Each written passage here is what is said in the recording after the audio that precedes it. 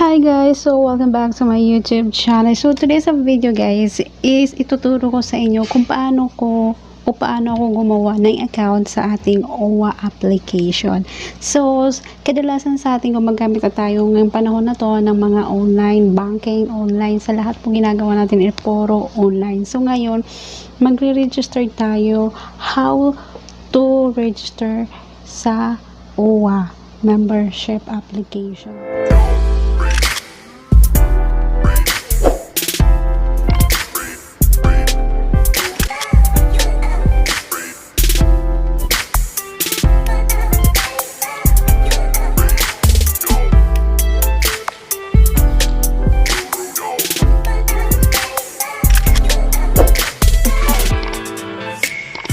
Sa mga lahat ng OFW, gumagamit din dito ng OWA application sa pag-renew ng membership para mag-activate and then para sa OIC pag once nag-vacation ka. So, ganito lang po. Pupunta tayo sa Play Store.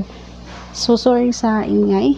And then, itatype po natin ang OWA apps. So, OWA mobile app, naka-download na ako. So, open na lang natin yan.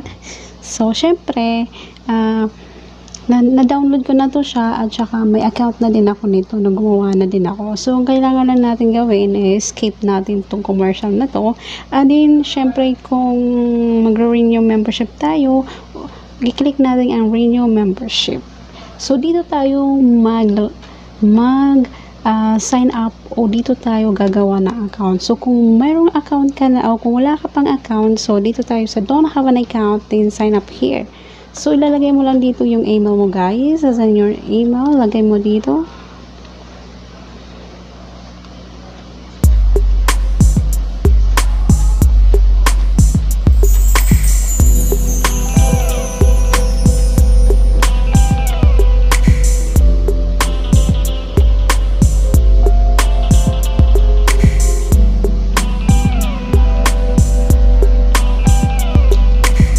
So, ayan po, nakikita nyo naman, nilagay ko na po dyan yung email ko, apelyido ko, pangalan ko, yung middle name ko. Siyempre, kung mayroon kayong extension name like Maria and Junior, and then yung birth date mo, at saka yung number ko na roaming sa Pilipinas. So, click mo lang yung registered na yan. So, pag-click mo ng registered yan, punta po tayo kasi may marireceive ka po dyan sa screen mo na punta ka sa email mo kasi doon po isi-send sa'yo yung username mo and password.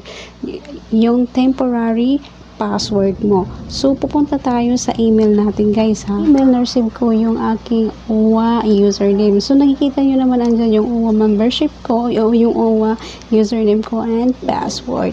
So, ika-copy paste lang po natin ang ating OWA username. And pupunta po tayo sa ating OWA application. So, syempre, hindi po tayo dito sa renew membership magla-login guys ha. Kasi example dito ako magla-login. Kahit ilang beses ako mag-click ng click niyan, hindi talaga siya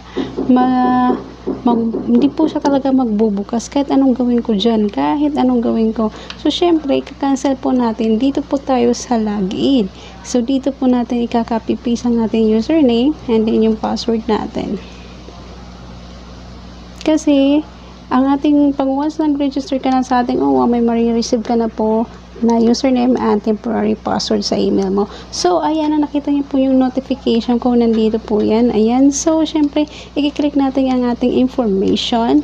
Then, after ng information, nakikita mo niyo po, inactive po ako kasi pwede pa po ako nagbayad ng ating renew membership. Pero bago natin yan gawin, so, hanggang ingay. So, yan lang po muna ang ating video for today kasi wala pa po tayong pera pambayad sa ating activated membership. So, susunod na video natin gagawin kung paano pa tayo magbayad sa OWA membership para po sa ating renewal. So, ayun na nga guys, nung pinakita ko kung paano na mag-register sa ating OWA membership, syempre, magda-download lang naman po kayo ng OWA application sa Play Store. So, madali na lang po yan. Then, at pag andun na kayo sa application ng OWA, so, i-click nyo lang po dun ang renew membership. So, doon ka na magsa-sign up na kung wala ka pang account. Yung makikita nyo naman doon, don't have an account, to sign up here. Doon yun lang po ang yung i-click na i-click mo lang doon, then put your details doon, yung email mo, pangalan mo, yung number mo, doon lang. Simple click register lang po.